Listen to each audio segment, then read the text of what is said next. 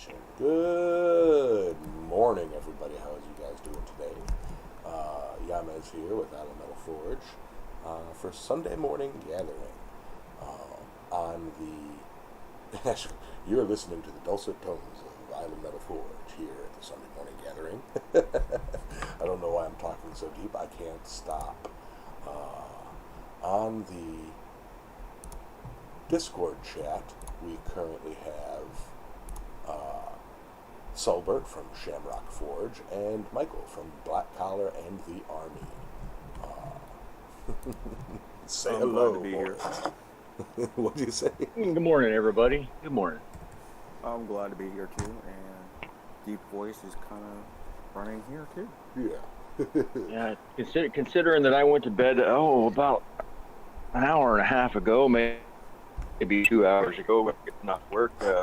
Yamez might talk to you this morning, but we'll see. We got a cup of coffee going. That might just keep that from happening. Perk you up a bit.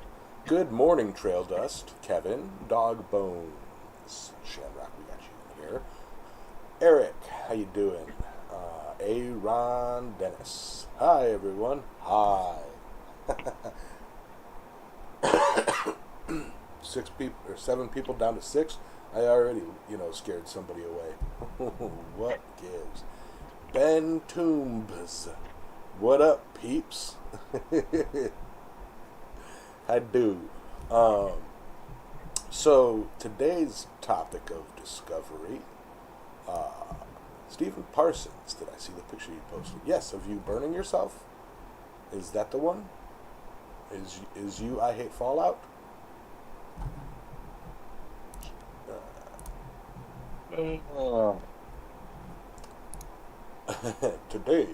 Today's Discord voice chat brought to you by Raid Shadow Legends. Settle out. I can't wait. to be able to be like, all right, today's forging topic brought to you by, I'll be like, NordVPN, Arizona, Raid Shadow Legends, Coca-Cola.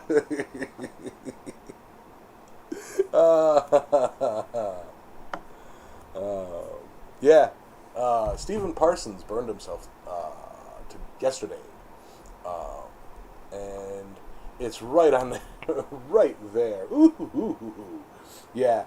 I recommend taking a little bit of toilet paper, putting some burn cream on it, putting it on it, and then taking electrical tape and just wrapping it up, and then get back to work. Let nothing stop you.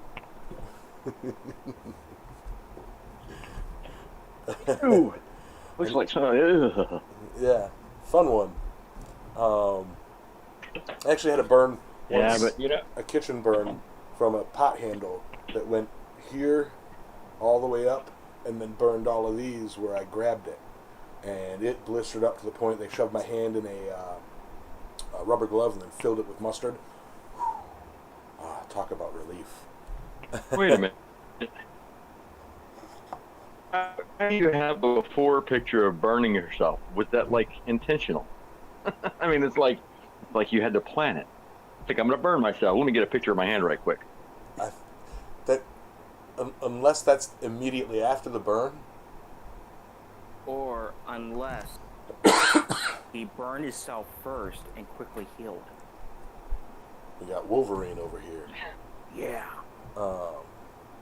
I do need a can of Silly String, but I'm not cleaning it up, so it'll just rot. Well, actually, that's what I was doing yesterday when I burned myself at work through the paint. Absolutely. Good morning, Paul. What up, Speargrass? Mike, Robert. How do?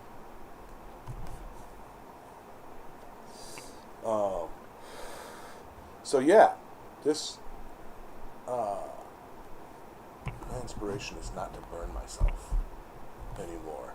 But I mean, it happens. I burned myself just lighting a cigarette. I've seen you do that. Yeah. And we've got J-Rod. How you doing, man? Welcome to the party, pal. Actually, it's not J-Rod, it's Jar-Rod. How you doing, man? He popped in the voice chat to listen to the dulcet tones of Island Metal Forge.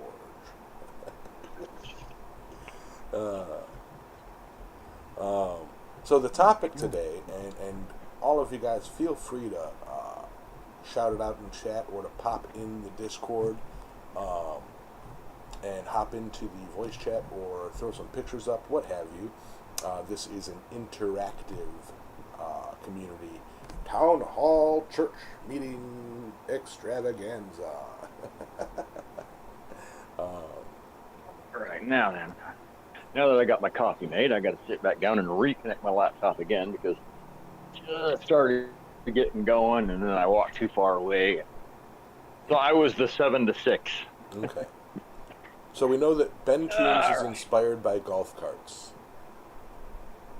Okay, Ben Toombs is inspired by golf carts because they're shorter, smaller versions of real cars.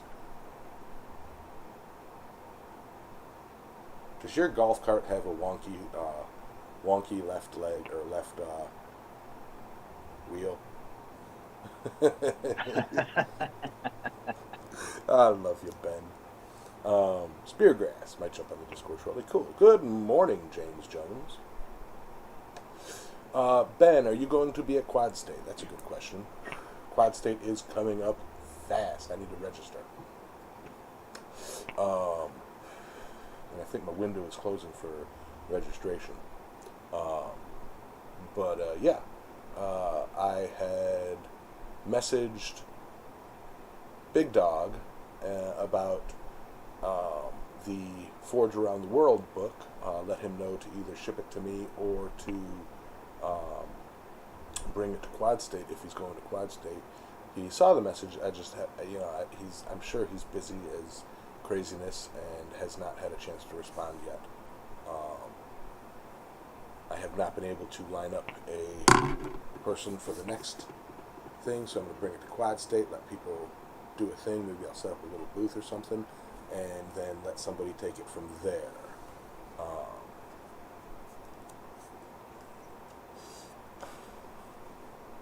You're not this year. Family stuff. Heard, bird.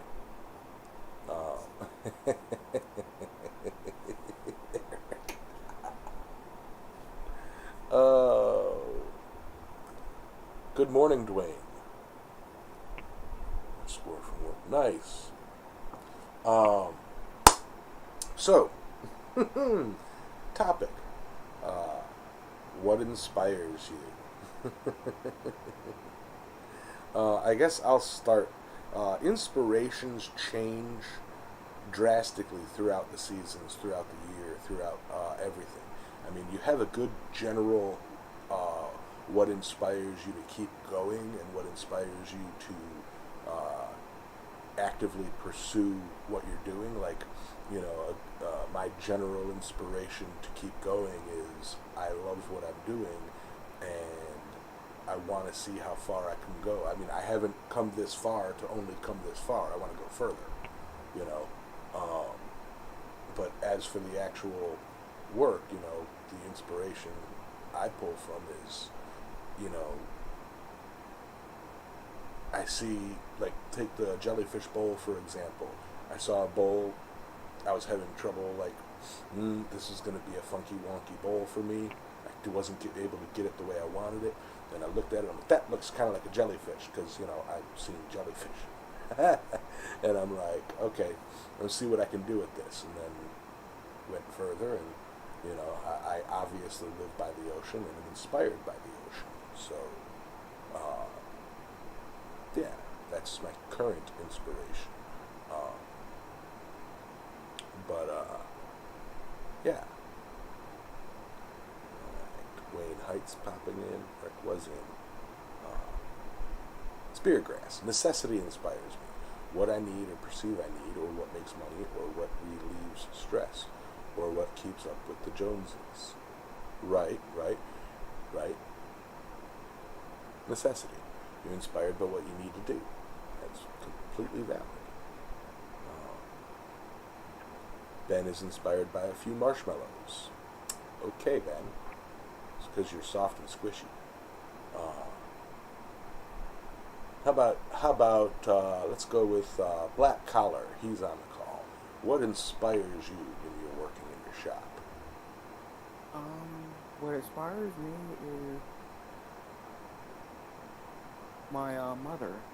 There you go. She passed away from pancreatic cancer from, well, right before quarantine. And she couldn't really see how I was doing, what I was doing in blacksmithing, and we watched blacksmithing videos. And Roy's videos and everyone else's. Mm-hmm. And she absolutely loved the community, and that was the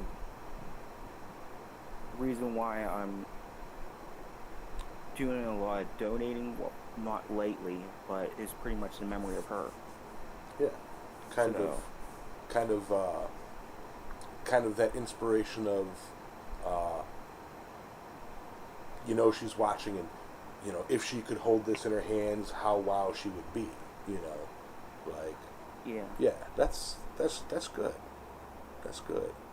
Morning, Curtis. Morning, Oddwood. Morning, Shane. Morning, Robert. We are discussing inspirations today. Black Collar does not sound how he sounded in my head. He's been on the show before, man. Trail dust. Yeah, it was the first time I'm not trolling. Trail dust. I get inspiration nearly everywhere. Other metalwork, pictures from coloring books, grandsons, not mine. Your grandsons don't inspire you? Other people's grandsons inspire you? Not quitting and proving to myself that my condition doesn't run my life as inspiration to keep going. Amen. Never let anything hold you back, no matter how many people tell you it should hold you back, or that it's an excuse to hold you back. The vision of the end project inspires me. I can make it look like that. Or can I make it look like that? Roy and Yamez are dig inspiration. Well, I'm glad we could be dig inspiration. Solo, you got your coffee in you yet? It's like... I'm working on it. You're going to have to come back to me, though, because I'm trying to come up with something that is applicable and meaningful. And, seeing as how I didn't have a lot of time to think about it, it's going to take me a little bit. I will be honest, guys. My the topic popped in about 9:15-ish. Stephen Parsons. Aaron Dennis says, "Hey, Black Collar. Insanity 4. Yes. Finally home after a 37-hour shift. Them's pigeon poops." We've got Stephen Parsons. What inspires me? I'm just tired of the mass-produced garbage out there. Amen. Amen. Robert Lonis pulls inspiration from Pinterest. Good morning, everybody. Popping on the mic, we've got Adam Flewell Smuth, the artist known as Asparagus. Welcome to the party. Asparagus. The Asparagus thunder Forge. from down under. It's never gonna die. No. That was a pretty good bit. It's not gonna die. Nope.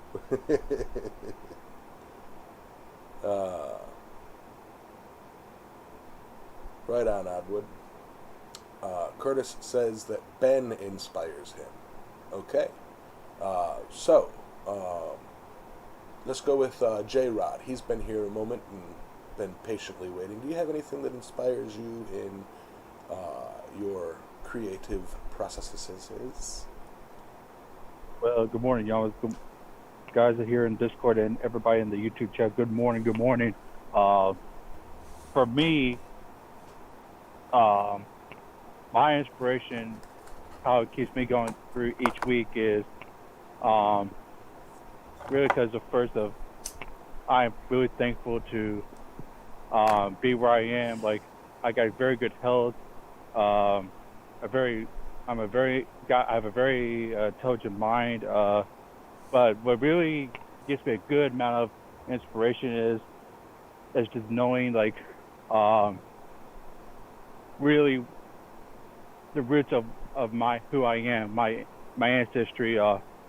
But I get really a lot of inspiration from my grandparents, my grandmother and my late grandfather. How both of them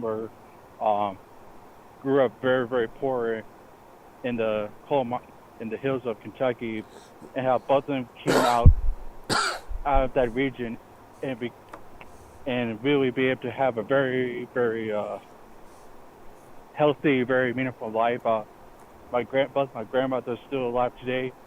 My grandfather, I lost him back in 2016 due to pancreatic cancer, but just knowing My what apologies to hear that.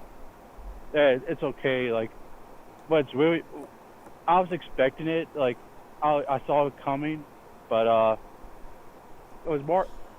I hurt because it hurt me because I was basically my grandfather's like right hand man. If there was anything that he needed me to get done, he called to me. I was right there. Yeah. And what really was more sad about that was that his death occurred a week and a half before I graduated my undergraduate degree. Yeah. It was that close. And I was really hoping he would be able to see it in person, but unfortunately not.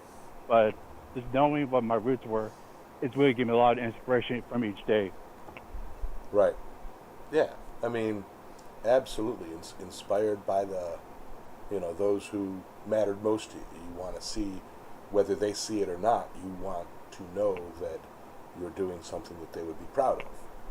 Absolutely. That's nice. Let me see. Yeah. I thought I saw one. Nope. Yeah.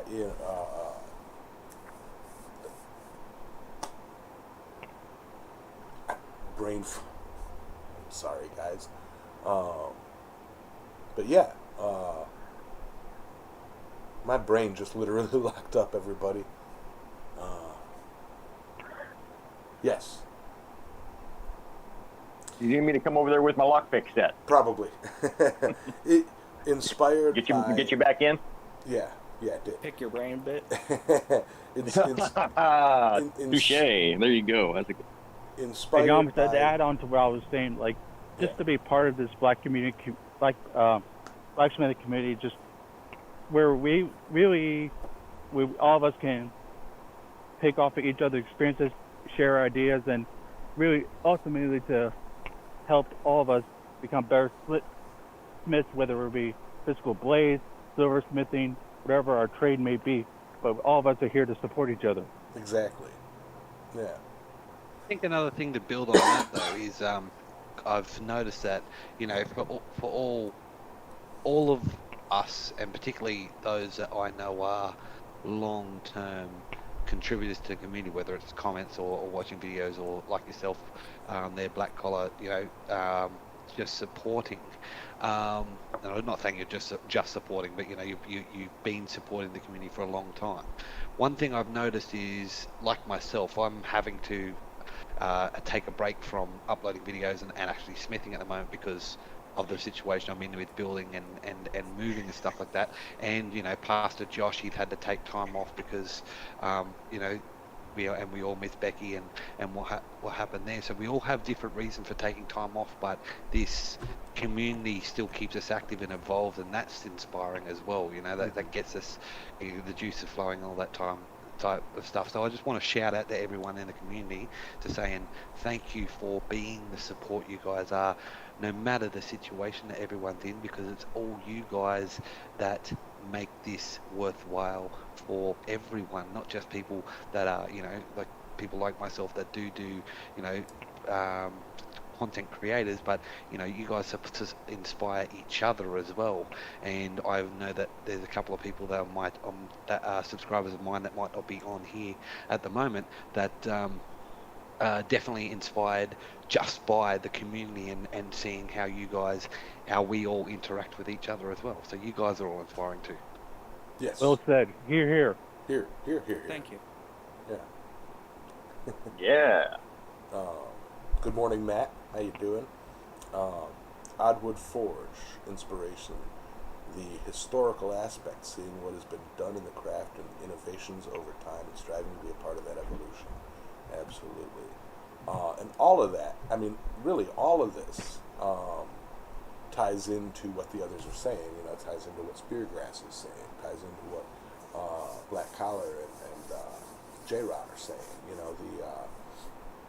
It's like being a part of the march into the future with blacksmithing, letting those who came before, that inspired you see that how you are moving forward, letting those in the community that have inspired you and see how you are moving forward. As I said before, we haven't come this far to only come this far,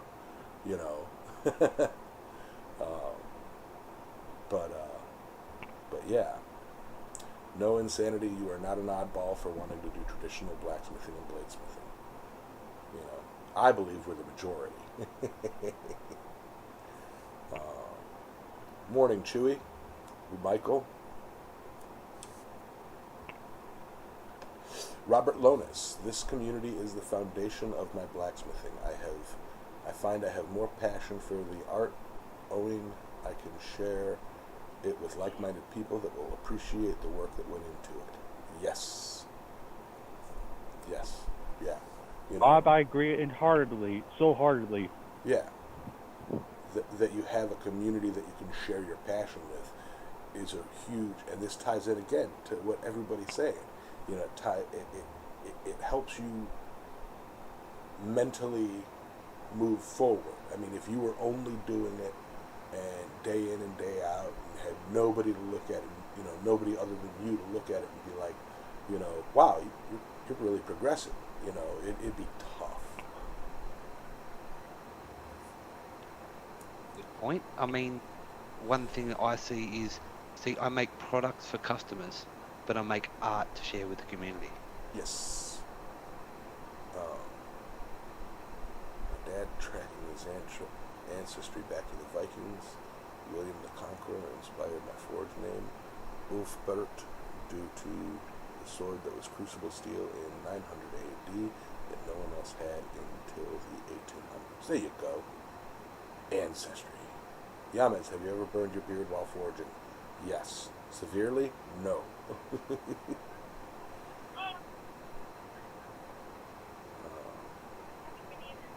But yeah, it's like I feel that my answer of, I'm inspired by the ocean was so lackluster now that I've heard you guys, that kind of goes on a side topic of what inspiration or what inspiration means to you. Whether it's something that you look out the window or look at an image and see, I can do that, or whether it's what drives you to move forward, what inspires the drive inside of you. And both are extremely important,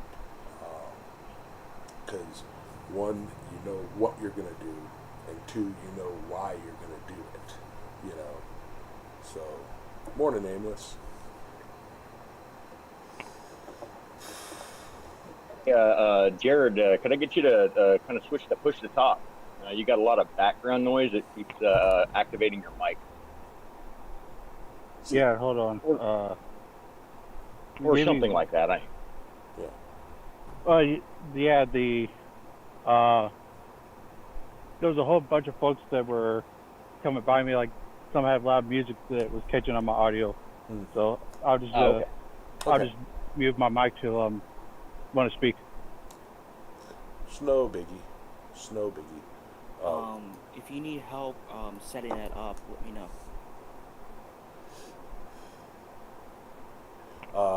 What was the question? The question is, what inspires you? I think I've got mine ready to go. I would like to hear it, Sully. Okay, so, it's going to sound, kind of lowbrow now. I mean, because Adam said it so much better than I ever could. But we need some. just to expand on it a little bit differently, I find inspiration in people that just keep going, no matter what the situation may be. I find inspiration in people like my oldest daughter that just put their authentic selves out there and don't care what anybody else thinks. The way she looks at the world is, this is me. If you've got a problem with me, it's your problem. And I get inspiration from my 3-year-old grandson. He looks at me like I'm the perfect human on earth, and he has this level of adoration that I just don't understand. And it's infectious when he comes out to the forge and is like, starts asking for his lighter hammer and this, that, and the other. And it just warms my heart. And I do. And then, just like has been said before, is I find inspiration from all of you, the whole lot of you. If it wasn't for you guys, I wouldn't even be out of bed right now. I'd still be asleep. So I love getting a chance to talk to or at every one of you on Sundays and honestly throughout the rest of the week, bouncing ideas off of this person or that person. I mean, if it wasn't for you guys, I wouldn't even be in blacksmithing. Because it all started in a YouTube live stream several years ago. So I have the community to thank for that, and the community for keeping me here too. Yep, as one of my oldest and best friends, in the blacksmithing community, like one of the first people that I've met in the community, Sully Sulbertson. I remember before I was doing my piddlywink, lives and stuff, and looking for other, smiths to watch other than the big guys and everything. And I stumbled across one of Sully's live streams, and he was doing it under a canopy tent in a parking lot, which now I know is his work, outside his work bunker. And I swear to God, I thought he was a metal shop teacher in the parking lot of the school, like I swear that's what I thought it was. And I'm like, he was working on a cross, I believe. And I'm in there like half trolling, half asking, asking questions, because it's like I was, just wow, and I think he was getting irritated with me because I was just go in the chat. Oh no, that would never happen. Yeah. When anybody would show up, back when I could live stream, when anybody would show up, I was just so elated. I was like, Yeah. Well, I remember asking a question. 6 people. I'm going somewhere. Well, I remember asking a question, and you, like, seeing your face kind of go, huh? But, back then I didn't know about the delay, so that could have been anything.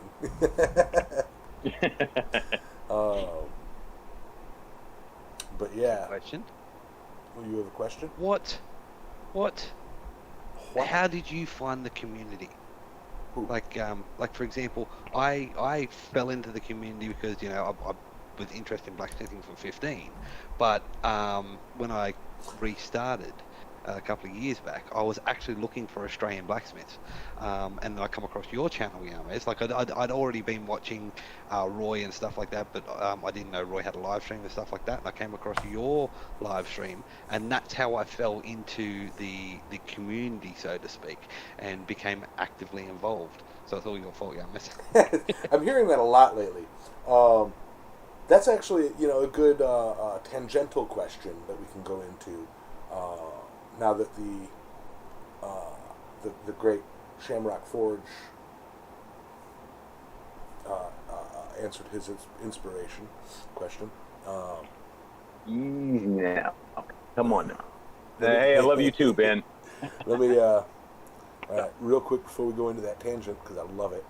Chewy, my inspiration is getting to learn from y'all and teach myself how to pick up another trade, and the community is just amazing. Absolutely. So, the bare bones of your question / compliment / gooshing over Yamez Speargrass was what got you into the community? I think if for maybe Yamez, I'm going to answer that second. For me, it's sort of similar to what Speargrass was saying. I first kind of fell into watching Roy doing his stuff. Then Roy kind of mentioned you, Yamez, then so I've kind of been following suit. But also what got me in the trade was because of doing that blacksmithing class I did a couple years ago. That really opened my eyes to this craft and really got my interest going. Right. So a class got you started, and watching the, got you interested, and then watching the YouTube Smiths got you going. Is what you're saying? Exactly. But like I showed in our text chat of the first project I ever smithed in my life. So that class making that door knocker has kind of given me, to coin the phrase, gave me the bug to do more smithing. Than watching your channel, Yamez, and Roy's just drilled that bug in further to make it really want to do more blacksmithing. Yeah. Yeah, I mean, that's awesome. I mean, the inspiration to keep going and to keep trying new things. You know, you see another smith do it, and you go, I want to do to that. You know.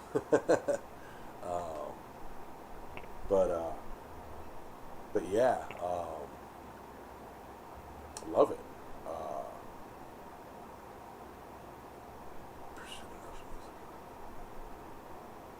The wealth of knowledge from the community. Yeah. I mean, I suppose what got me into blacksmithing was, well, no, the books. I read books as a child. It's like I've always, there's like they've had blacksmith characters, and I always, kind of related to that. Like, oh, I love the idea to create something from, take something and create something better or different out of it. Because I'm a very creative person up here, but I fumble with a pen or pencil. I fumble over words when I'm trying to write.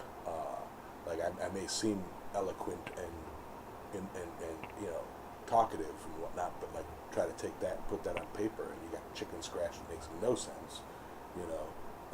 Grammatical errors that would have my English teachers smacking my hand with a ruler. And then when I try to draw, it's like, I have trouble with stick figures. Proportions are all wrong.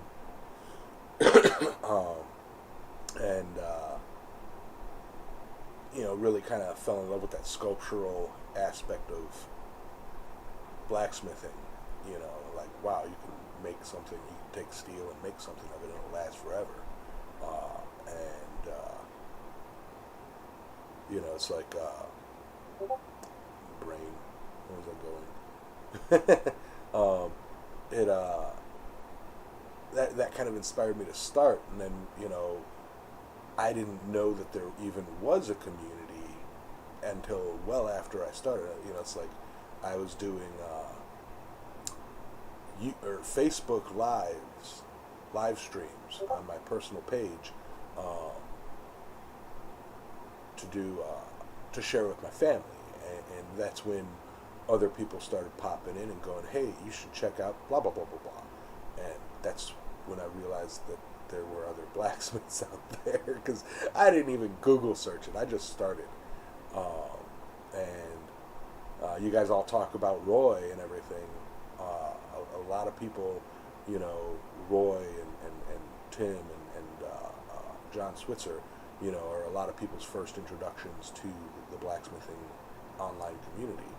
And really, it's like I fought watching Roy. I'm like, here's that guy again. And I've told him this, you know, it's like, because I'm not a super, I'm a religious person, but I'm not, you know, I kind of try to keep religion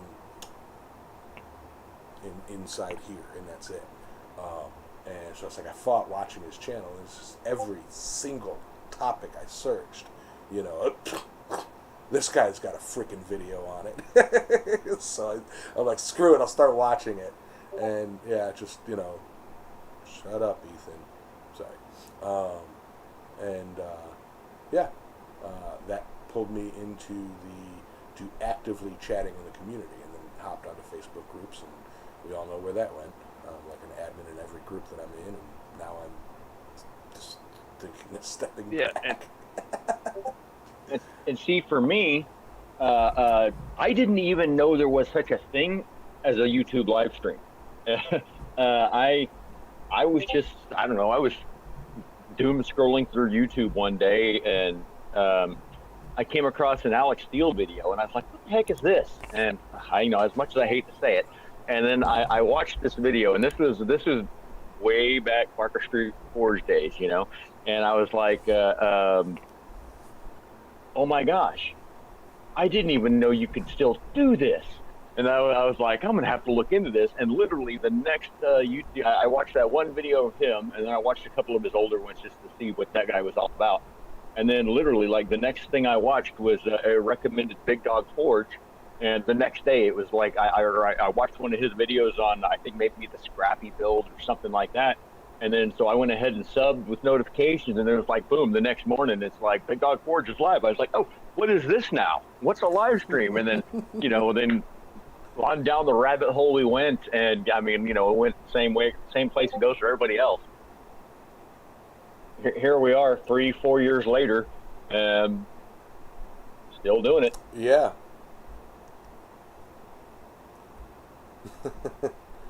Yeah.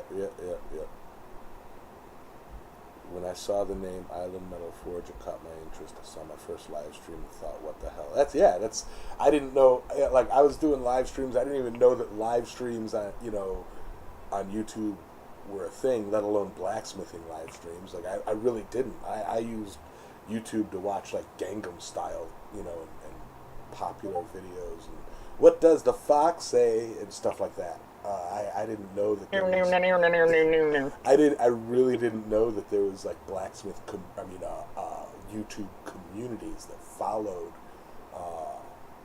each other and stuff. It's neat.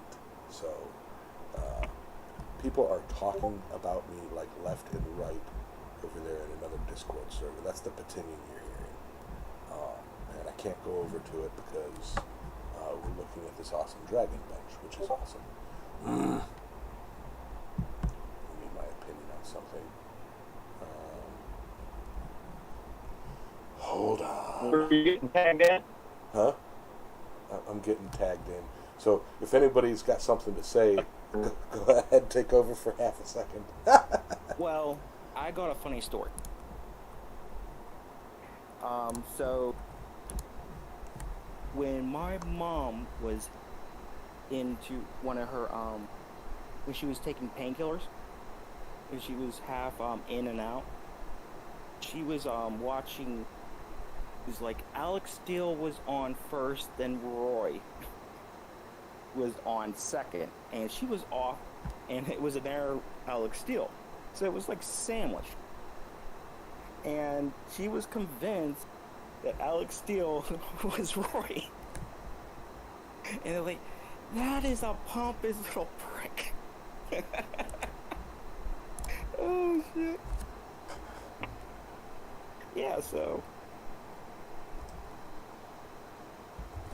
And he teared his pants too. But yeah.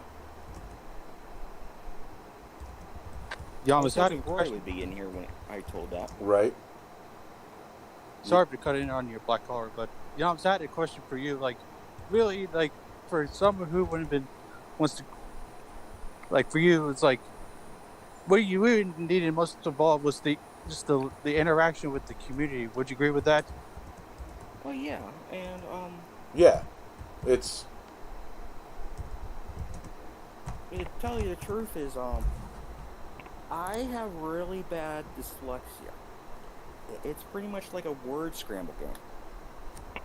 So I'm pretty much fighting a text-to-speech engine, Constantly. and it's like it doesn't even hear all the words I'm saying. So I have to proofread everything. Then I lose my train of thought. It was like, what the hell was I saying? Right. Just to mess with Roy or Yamas or anyone else.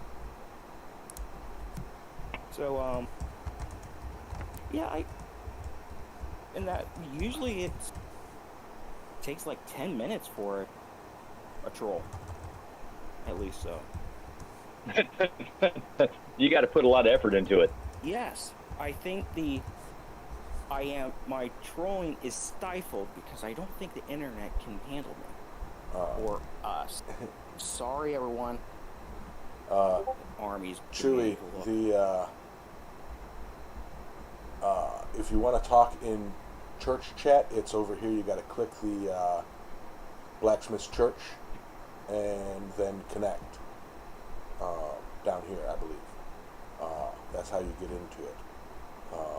And if you're on mobile and if you're on this screen right here, you click on the little hamburger menu on the left, and that'll open up all the channels, and you can scroll down to the Blacksmith Church voice chat. Yes. And I'm sorry, J-Rod, you had a question for me. I was in the middle of typing something out. I believe it was what I like about if I heard half of what I was hearing, you were asking about the interactiveness of a live stream. Correct, Yamas. Like, it was just a comment that I was thinking of that. And a blacksmith overall needs the full interaction of a live audience to get a feel off the audience whether the craft he's doing is whether they like what he's doing or not, so he can make improvements on it. I don't necessarily think not every blacksmith does well with a live audience, and to be fair. To be fair. There we go. To be fair. Well, a little slow on the uptake this morning. I'm sorry, I missed. Morning. To be fair, there was a few projects that I've worked on live that I probably should not have worked on live. That being live and having an idea in my head that I was working on and having, comments shouting different ways to do it or different ways to change it, or no, that person's wrong, this person's wrong, no, you're doing that wrong, no, this is the right way to do it. Like, it's like, stop! This is working for me. Let me do it.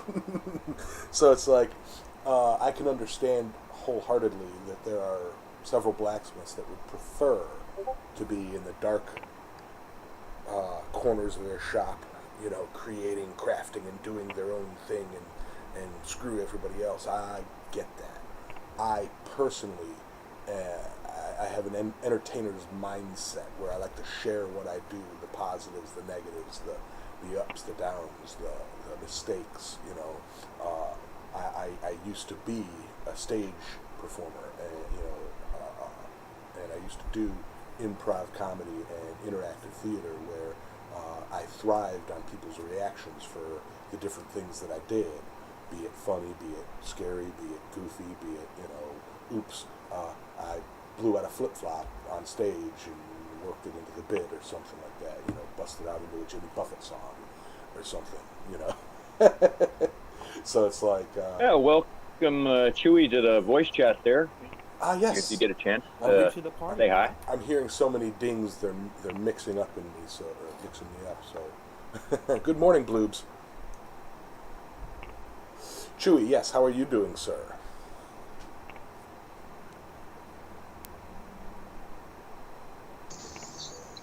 Well, hello there, everybody. Oh, going back to the deep dulcet tones. Good morning. How are you doing? Well, I'm doing all right, I guess. Maybe, possibly, hopefully. All right, always. Follow on from what you were saying there, Yamas.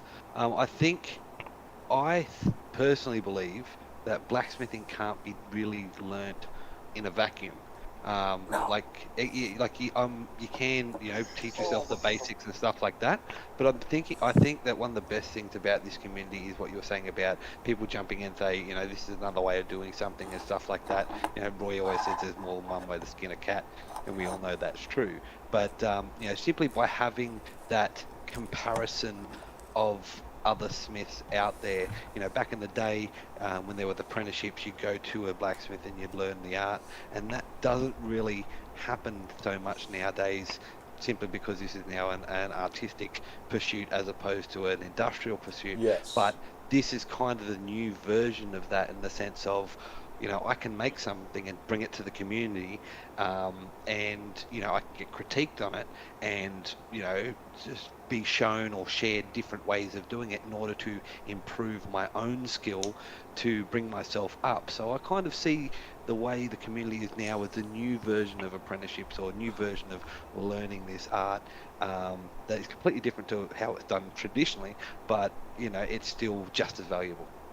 Absolutely, and I'll be honest, a handful of times, like going on the more than one way to skin a cat, a handful of times when I've been shown a different way to do something that I'm already proficient in my way of doing it, and shown a new technique to achieve the same goal, and I try that new technique and then go, well, this doesn't quite work for me for this end result.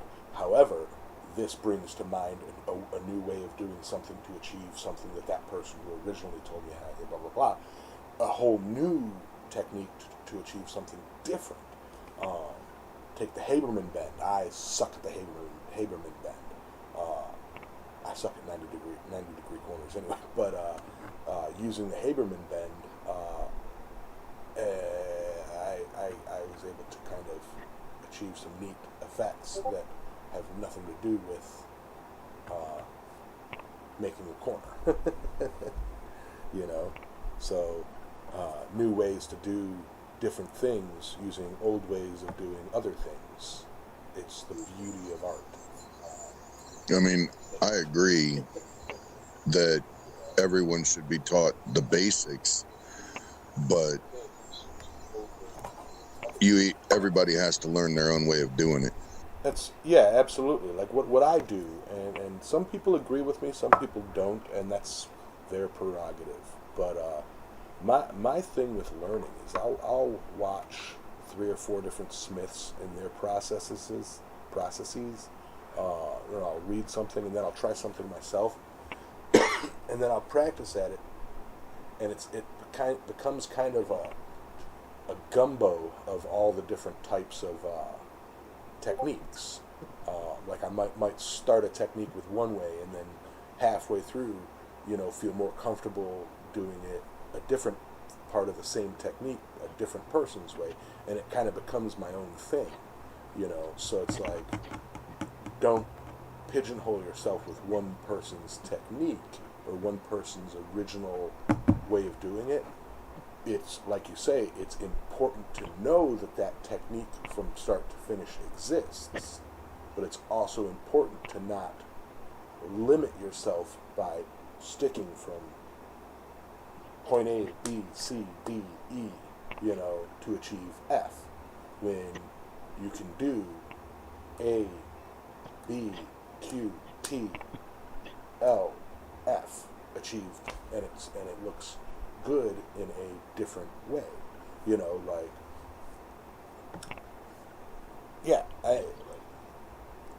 Try it. Do some things backwards. It's also important to note that also comes down to the tools available. Most of you guys have access to an anvil with a horn, or the horn might be broken off or something like that. Whereas with Tiny, I didn't have access to a horn, so I had to make myself a big turn. So what I could do came down to the access to the tools that I had, drawing out over the edge of the anvil and with a ball peen hammer, as opposed to using a cross peen hammer and the horn of an anvil. So those skills that you pick up relate to the tools that you have too, which teach you a different set of skills again. So that's important as well. Absolutely. I see. let's say expanding on that. I mean, the way your the tools you have affect how you learn. I mean, like me starting on a Harbor Freight anvil. I mean, just as an example, and lots of people do. You learn very quickly to never touch your hammer to the anvil face, because if you can't, just like you can't rebound your hammer off the hammer face. Not only does it not have much rebound, but you leave a big old dent in the anvil. So And I tore the face up on my first Harbor Freight anvil before I realized what I was doing. So you I was like, learn. oh, So and you so I learn had to not teach to. myself to hold. When after my last hit, I hold the hammer back. Yes, it's more work, and it's really kind of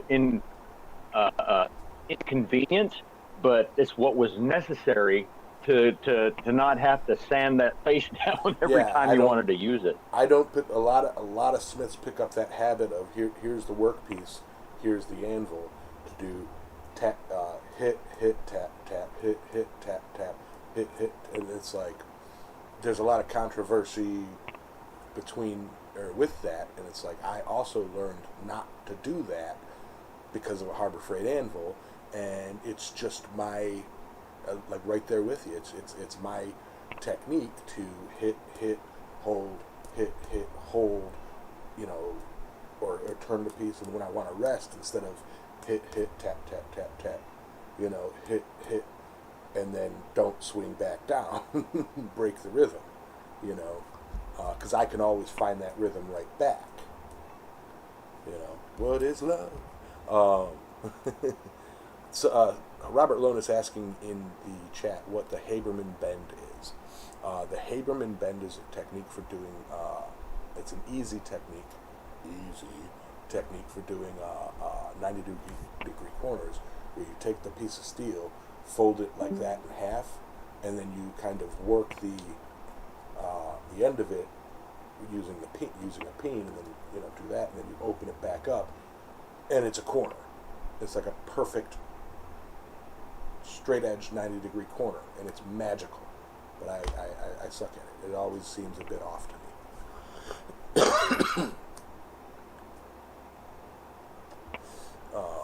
So good morning, Rob.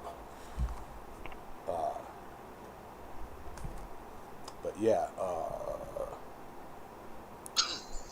But one thing that I truly do love about this community is every time I ask a question, I get a straight answer, and that's what really makes it worth it for me. Mm-hmm. Mm-hmm. Yeah, I mean, we're not here to gatekeep. We're not here to say no, you can't do that unless you do this first. Or you can't do this, and like no, like that skill. You can only do that after you've been doing this for like 10 years. Blah blah. You can't do. No, here's how you do it. If you want to try it, fail at it until you succeed. I mean, who among us doesn't remember attempting their very first forge weld? Oh my God! and just the that whole process going through in your head, like, oh God, I hope I don't tear this up. The sheer frustration of not being able to do it, and then once you get it, you're like, aha! I'm at that point right now where I can forge weld. I can say I know how to forge weld. But I'm also at that point where not every single one of my forge welds sticks, So it's like I can't tell you that right now I can go out there and take two pieces of steel and forge weld them together first try every time. I can't guarantee that. But I know that it didn't stick clean. There it is. Okay. I know how to do it. and it's like, for those of you who haven't done it yet or are struggling with it, all we can do is tell you what we know of how it feels and how it looks when you're doing it, and what you need to look for and what you need to do. And then it is entirely up to you to take that process and practice at it until you get it. And as soon as you get it, that first forge weld that truly sticks, it clicks like, oh, that's how you do it. Here's what I was doing wrong trying to get it right. That's how you do it. And the wrong thing may be as simple as taking too long out of the fire to hit with your first hit, or taking it out and hitting it too hard, or leaving it in too long and burning too much of it for it to actually stick. Like it could be a mistake that happens in a fraction of a second, but once you get it, you know what to look for to do it. Very good. And I really like that one there, Trail Dust. That's. Oh yeah, I like it. He does all these awesome benches. Yeah, That's I'm always impressed by quality scroll work. Yeah, one of these days I want to, once I make the big bucks and everything, I might commission you to make me a bench for my forge area, with palm trees and crossbones for the legs. Oh, that'd be wild. I've tried my hand at forge welding. Granted, I only have a single burner fire brick forge, but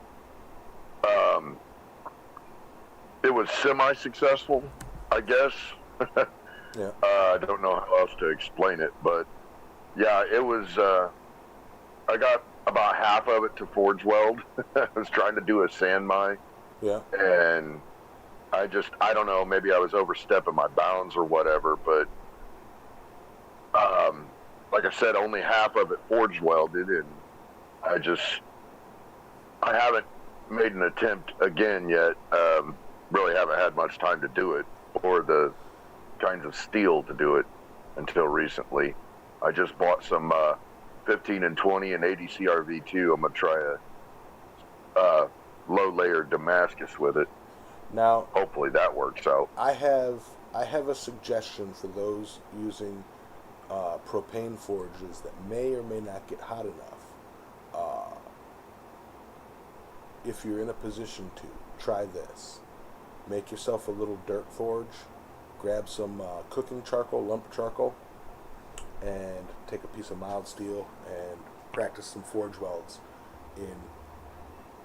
in the charcoal fire.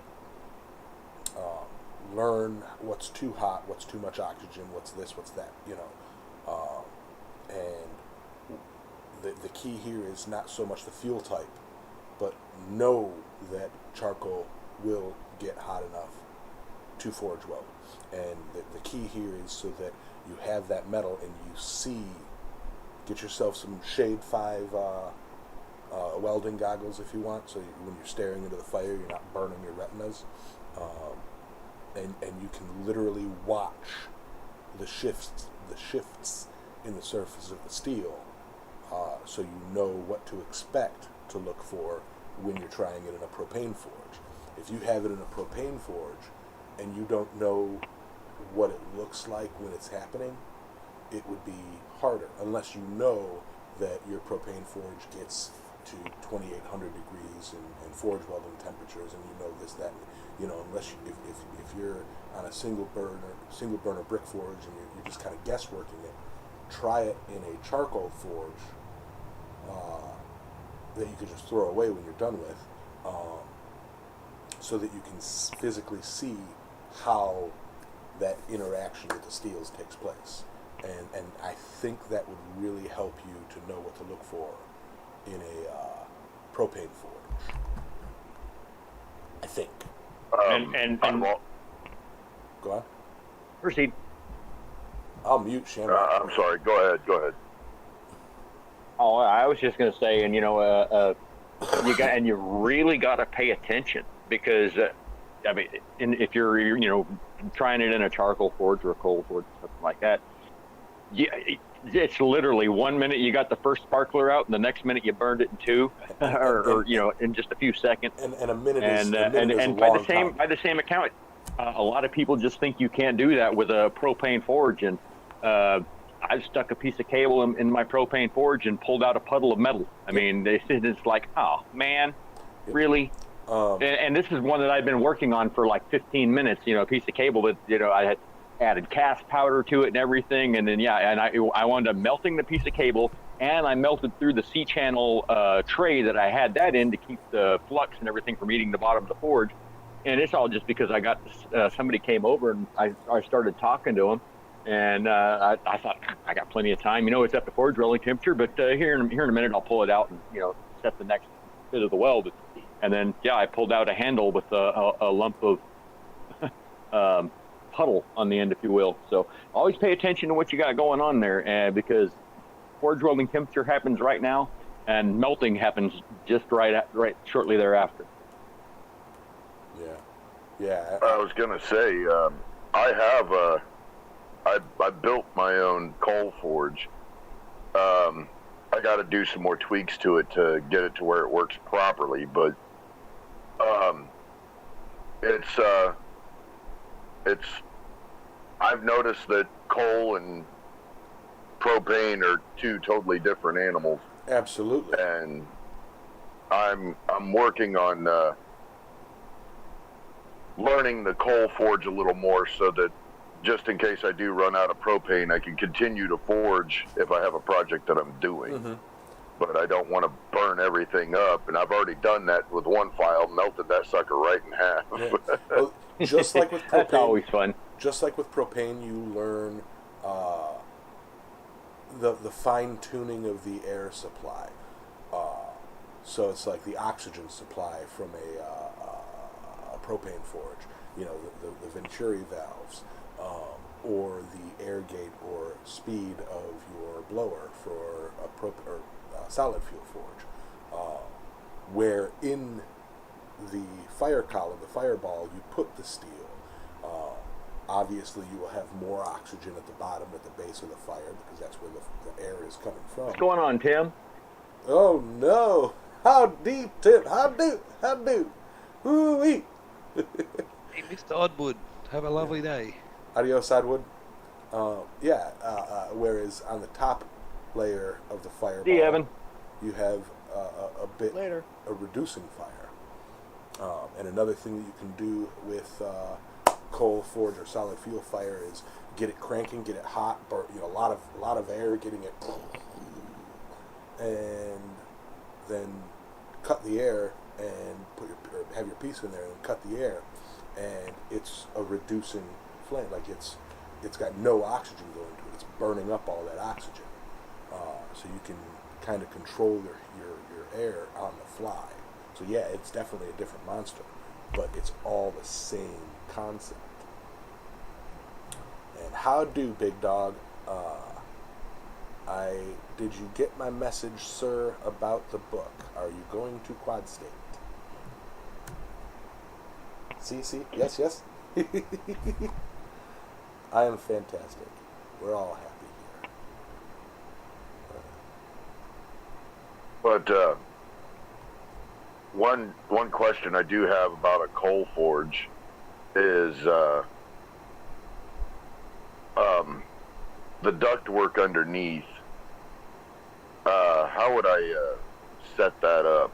I mean, I know I have to have the downspout, but my problem is figuring out how to get my air delivered to the forge. Okay, so I have, for my forge, I use 2-inch square tubing, and you could use whatever, round, whatever. I have a straight up and down with a little dump flap that I created on the bottom, and the top of that is welded to the bottom of the fire pot, and then I cut a hole in the side and came off of that with a little 3-inch piece that I attach my blower stuff to, and air goes in and up because the flapper doesn't let it go out, and then I cut the air, and as I'm raking through the fire, the particles are going down and sitting on top of that flapper. I just flip the flapper and clears, and the air goes through again. Basically, it's just a T at the bottom of underneath your toyer. Your air comes in from the side, and then you got the little flapper on the bottom, so you can dump your ash. So, Seaway, good job. And whatever size you want. Yeah. I had a dirt box there forge there, Chewy, which was literally a box with dirt in it and a hole in it. And my tuya came in from the side that didn't have an ash dump. So once it started filling up with ash, it would either blow out because it was burnt down and I used charcoal, or I at the end of the day of forging, or if I was preparing for forge welding, I would dig out the clinkers and stuff like that. So you don't necessarily need an ash dump underneath, particularly if you've got a lot of traditional forges were side blown. So you can go that method too. I find it a lot simpler than the complex plumbing of a bottom blower forge. Okay, so how far down from the bottom of the forge do I have to have my port for my blower if I do the downspout part? It can literally be almost at the bottom. You could do an L if you feel that's necessary. Mine is about halfway just because that's where I put it. I think you don't want it literally right up next to the fire pot because it will get hot and whatever connections you have will get warm. If you're using like metal tape to connect it, it'll melt the adhesive. So decent. Remember heat rises, so a few inches down to whatever. It's not specifically specific that like I'm sure there's efficiency nuts out there that'll go, oh, for the correct CFM volume it needs to be X times pi divided by 17 millimeters away from said I'm not going to get into all that, Yabez. Come on now. Unless you want to waste I'm good at math, but that was getting a little out of hand there. And unless you want to waste X 0.2 CFMs of flow, then leave it this far away from the bottom flat, blah blah blah blah blah. So it's like it's make a T and install it. Too many people put too much math and too much thought into something that cavemen did. Something that they've been doing for thousands of years. Sure, there may be a more efficient way, but how much more efficient does it need to be before for you to struggle to get that extra 0.02%? Like get air, have a way for air to go in. That's a beautiful rail. And chain to come out, or ash to come out. Yep, man. Trail dust. Talking about inspiration. Use anthracite myself. But yeah, you guys have always, ever since I got into this community, I've learned so much from you guys, and it's the brotherhood, sisterhood, the family part of it that really absolutely keeps me in it and keeps me going. That's what inspires me most of all, is how forthcoming you guys are with information and trying to help a old goofy sucker like me learn something that that's been around since, like you said, the caveman times, and I truly appreciate every one of you. Yep. Interesting. We're here for you, man. Interesting thought on thinking about cavemen and tweers and stuff. I read something about a forge that was built into some cliffs, and I believe it is an active forge right now. And the way that they feed air into their it's a side blast forge, and it's a natural tweer that the wind coming across the tops of the cliffs, they put like a scoop building or a scoop hood at like the top of a hole like a crack in the top of the cliff, and it goes through that and then comes out right where they built the forge, or they built the forge where that air comes out. So they basically load it up and light it on fire, and it's just got that wind creating a constant airflow. So, I mean, the billions of ways to provide air to a fire. You know. Hey, how much air do I have to put into my coal forge? Does it need constant air, or can you shut the air off? You can shut the air off. Or turn it down? A hand crank is honestly the best learning option because you get a feel for how much air you're pushing through at any given time and how little air you might need for a certain thing and this and that. But, you know, a hairdryer and then just turn it on and off, you know.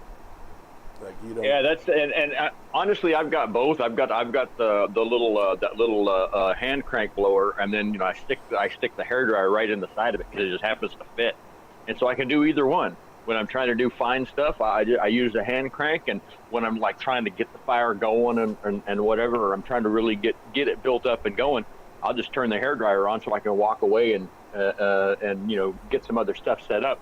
But you just got to be careful that you don't pull your steel out and leave the hairdryer going, because while you're working in your steel, you're burning up a lot of coal. Yeah, you got to shut it off to fuel. With the exception of the hairdryer, you got to keep remembering to shut it off and turn it on, shut it off, turn it on. With the hand crank, as soon as you start to walk away, you're stopping the burn. Yeah, with anthracite coal though, you kind of have to keep a constant airflow, even if it's just on idle, you know. And I believe coke as well.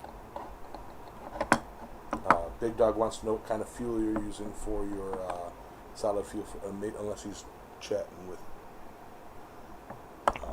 I'm using. I went to Tractor Supply and bought some what they call premium nut coal. It's anthracite. Yeah.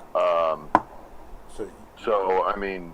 You should be good. You should be good with a hairdryer, just constant on, and then set an air gate for, like a little slide, to constrict the airflow or stop it, or go wide open to get it running, and then just slide it. You don't want to with anthracite if it loses air for more than a few minutes, more than a handful of minutes, it kind of dies out quickly. So a hairdryer would be fine for you. Yeah. I went to auto parts store and bought one of the little shop blowers. It blows at like 75 mile an hour, I think it said. And I don't know. It's just something that I bought to see if I could use it on my forge. It would work. And I've yet to get the chance to use it. That much air is a lot of air, but using an air gate or a diverter, taking and putting a Y in so that some air goes this way and then some air goes that way, and then put two little air gates, you can tweak it infant, you have all sorts of options.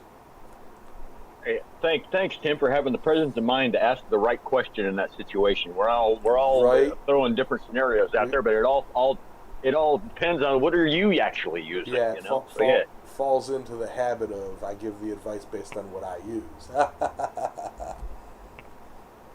Okay. Well, I mean, we can always depend on Tim to ask the right questions. The man is. Hi, Boar. Hi, Mr. Pekka. For lack of a better phrase, quite the genius with some of the stuff I've seen him build. Yeah. I want to follow suit with him and build an AI robot to help me out around the shop. Hey, and if you ever do wind up going with a hairdryer, it's important that you find one that has like the little button where you can turn the heat off. You don't want to be sitting there running hot air. So like mine, the ones that I have the little button on the trigger area, and I just take some duct tape and I wrap it around there so that button's always pushed down. Some people take them apart and disconnect the button, but so that it's never hot. But I tried that one time and I completely ruined a brand new hairdryer that never would work again. And I mean, it never actually worked because I took it apart before I ever used it. Hi, Fred. Yeah, or if you're handy, you can disconnect the heater coil. or pull it out completely. Yeah, that's what I was trying to do. Was disconnect the in that one. I was trying to disconnect the heating element, and somehow the heating element and the fan part motor went hand in hand, and yep. And then I finally thought I got it put together the right way, and I plugged it in, and I caught it on fire. So. Yeah. I had the same problem. I melted one. Although I had my hairdryer at.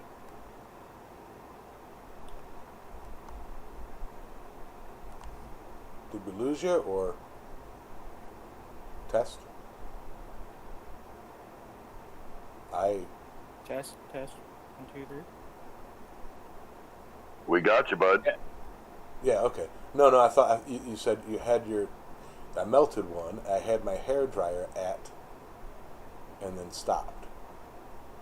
Oh, I must have let go of the talk button. My bad. Okay. But yeah, it was at an upward angle, and the fire packed up through the pipe and, well, melted the daggum thing. Yeah. I'll tell you one thing. A cheap, easy, and replaceable option to connect your tweer to your air source is get a length of dryer, like 3-inch dryer vent,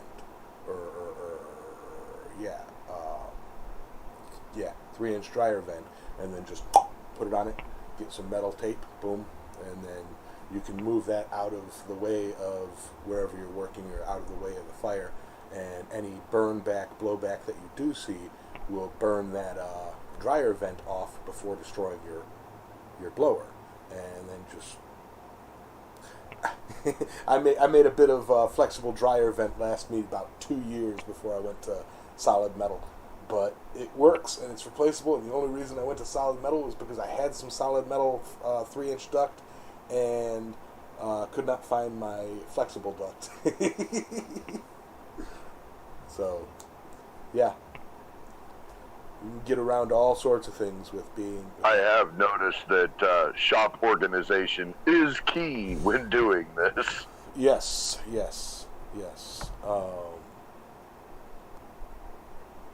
Somebody brought up a good point. All right. Yes. Way segue. Another good thing about comparing with the community is learning about tools, and I don't necessarily mean like what tools do what, but more like and most people here know I developed Blacksmith's elbow for a while there because my hammer handles were too thick. So it was basically, talking to everyone and learning from the forums and stuff like that to shave down my hammer handles and make them thinner. I make my chisels and punches and stuff like that now generally about 9 to 10 inches long because that allows me to get far enough away from the heat whilst I'm punching or cutting things. It's like little things like that help determine what you do with your tools. Now, of course, it's all individual. Like other people can use thicker handles than me, but I would never have thought that even though my grip was correct, that something as innocuous as a thick handle could really affect me like that. And it's not something that you learn from the average use of tools. Like everyone's used a carpenter's hammer growing up and stuff like that, and you don't really think about shaping the handles with something like that. Whereas with a tool that you're using on a regular basis or a semi-regular basis, it's something that you really should pay attention to. People are leaving. Love you, Tim. Later on, Tim. That's a good point there, Adam. Yeah, you're right. You just don't think about that. Yeah. Tim. See you, Tim. Oh, yeah, absolutely. I mean, there's so much. We talk about go your own way and do things your own way, But yeah, there are certain things that they just work better, and if it's cheap and easy to do, whether it's a safety issue or whether it's a technique like use the peen like this, use the face like that, or use this tool like this, it's like Sure. Why reinvent the wheel? But I don't know if that has anything to do with what was said. My brain hurts. See, I've noticed that quite a few of the blacksmiths on YouTube say this is the only way that you're able to do it, and I'll watch them and get a basic idea of what to do, but when I go to use said tool or technique, I try to make it my own and figure out a way that's more efficient and less of a strain on me to be able to get that job done. Yes. Absolutely. Unfortunately, we've pushed past our 11 o'clock hour. I have to go weed whack a yard before it gets too warm outside, and the sun is shining and warming everything up. So I'm going to be sweating a lot here. I might put on some oldies in my headphones and sweat to the oldies. Well, thanks for everything, and everybody have a good day and stay safe and heat, beat, and repeat. Absolutely. I'd like to, thank everybody that is in the voice chat, that has shared things in the Discord chat, and that has been following along and chatting along in the YouTube chat. Without you guys as the community, this would be a very boring show.